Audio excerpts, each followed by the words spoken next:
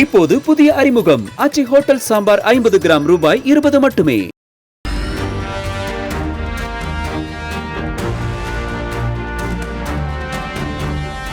தென்கிழக்கு வங்கக்கடல்ல உருவான குறைந்த காற்றழுத்த தாழ்வு பகுதி ஆழ்ந்த காற்றழுத்த தாழ்வு பகுதியா வலுப்பெற்றிருக்கு.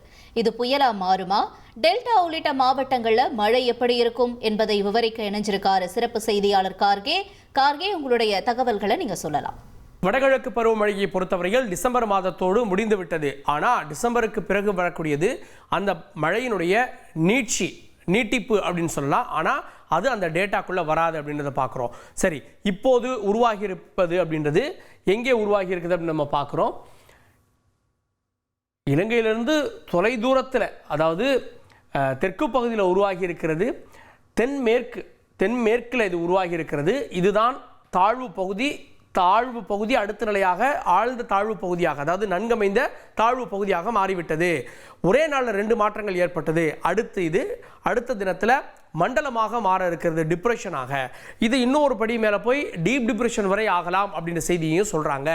இப்போது இதனால் நமக்கு என்ன பாதிப்பு, நமக்கு எங்கே மழை வாய்ப்பு அப்படின்றத நம்ம பார்க்கலாம். 6ஆம் தேதி நிலவரத்தை பார்க்கிறோம். 7ஆம் தேதி அது இன்னும் அருகே வருகிறது. 8ஆம் தேதி இன்னும் நமக்கு அருகே வருகிறது.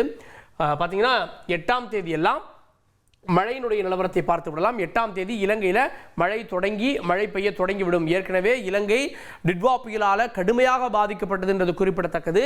ஸோ 8ஆம் தேதியெல்லாம் இலங்கையை மையமாக கொண்டு அது அப்படியே இருக்கும். அடுத்தது பாருங்க, 9ஆம் தேதி இங்கே பாருங்க, சென்னைக்கு கீழே டெல்டா மாவட்டங்கள், வட கடலோர மாவட்டங்களில் மழை தொடங்கிவிடும். ஆனால் 9ஆம் தேதி அதனுடைய டார்கெட் டெல்டா மாவட்டங்களாக இருக்கும். இந்த மண்டலத்தால் 9ஆம் தேதி டெல்டாவில் இருக்கக்கூடிய 5 மாவட்டங்களுக்கு ஆரஞ்சு அலர்ட்டும் விடுக்கப்பட்டிருக்கிறது. 7 மாவட்டங்கள் வரை, அதாவது டெல்டாக்கு அருகே இருக்கக்கூடிய வட கடலோர மாவட்டங்கள் எல்லாம் எல்லோ அலர்ட் விடுக்கப்பட்டிருப்பது அப்படின்றது குறிப்பிடத்தக்கது. ஸோ அதை நம்ம பார்க்குறோம்.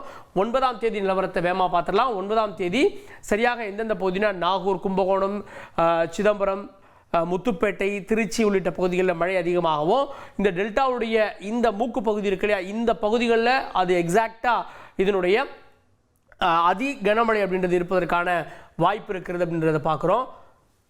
அதன் பிறகு இலங்கையிலேயும் மழை இருக்கும், டெல்டா மாவட்டங்களையும் மழை இருக்கும் 9ஆம் தேதி. ஸோ 9ஆம் தேதியினுடைய டார்கெட் அப்படின்றது டெல்டா மற்றும் அதனை ஒட்டி இருக்கக்கூடிய கீழ் மாவட்டம், மேலே இருக்கக்கூடிய வடக்கு மாவட்டங்கள்லாம் மழை இருப்பதற்கான வாய்ப்புகள் இருக்குது. அதிக கனமழை இங்கே இருக்கும். இந்த இடங்கள் எல்லாம் லேசான மழை இருப்பதற்கான வாய்ப்பு இருக்கிறது. 10ஆம் தேதி நிலவரத்துக்கு சென்று விடுவோம். 10ஆம் தேதி உள் மாவட்டம் திருச்சி வரை அது நீடிப்பதற்கு வாய்ப்பு இருக்கிறது. ஆனாலும் டெல்டாவில் மழை தொடரும். அப்படியே அதுக்கப்புறம் மேலே, அதாவது டெல்டாவினுடைய மயிலாடுதுறைக்கு மேலே இருக்கக்கூடிய வட கடலோர மாவட்டத்திற்கு அது நகர்ந்து விடுகிறது. ஸோ 10ஆம் தேதி டார்கெட் எங்கன்னா வட கடலோர மாவட்டங்கள் 3 மாவட்டங்களுக்கு ஆரஞ்சு அலர்ட் விடுக்கப்பட்டிருக்கிறது. விழுப்புரம் மாதிரியான மாவட்டங்களுக்கெல்லாம் பார்க்குறோம். புதுவைக்கும் அதே நிலைமை தான். அதற்கு மேலே இருக்கக்கூடிய மாவட்டங்களில் சென்னை வரை பார்த்தீங்கன்னா ஆரஞ்சு அலர்ட் அப்படின்றத நம்ம பார்க்குறோம். மற்ற இடங்களில் அதை ஒட்டி இருக்கக்கூடிய இடங்கள் எல்லாம் பார்த்தீங்கன்னா லேசான மழைக்கான அல்லது மிதமான மழைக்கான அலர்ட் இருக்கும். பாருங்கள், அது அப்படியே சென்னையிலெல்லாம் ஆரஞ்சு அலர்ட் அப்படின்றதுக்கான எச்சரிக்கையோடு அது வரும். இந்த பகுதிகள் எல்லாம் பார்த்தீங்க அப்படின்னா குறைவான மழை இருக்கும், அதாவது மழை இருக்கும், விட்டு விட்டு பெய்யும்.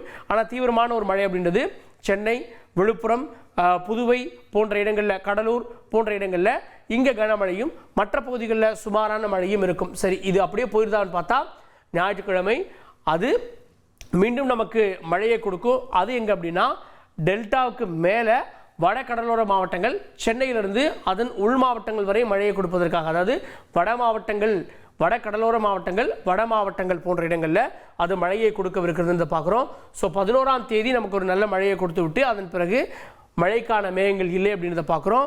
இதனுடைய எஃபெக்டால், இது கடந்து போகக்கூடிய எஃபெக்டால் மீண்டும் நமக்கு 12ஆம் தேதியெல்லாம் லேசான மழை. ஆனால் எந்த இடத்துல சொல்ல முடியாது, அது பேக் எஃபெக்ட் அப்படின்றதால 12ஆம் தேதி நமக்கு மழையை எதிர்பார்க்கிறோம்.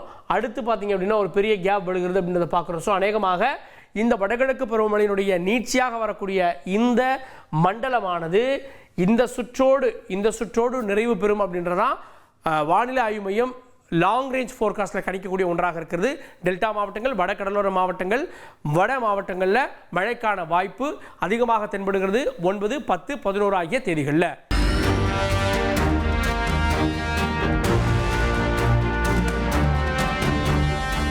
இப்போது புதிய அறிமுகம் ஆச்சி ஹோட்டல் சாம்பார் 50 கிராம் ரூபாய் 20 மட்டுமே.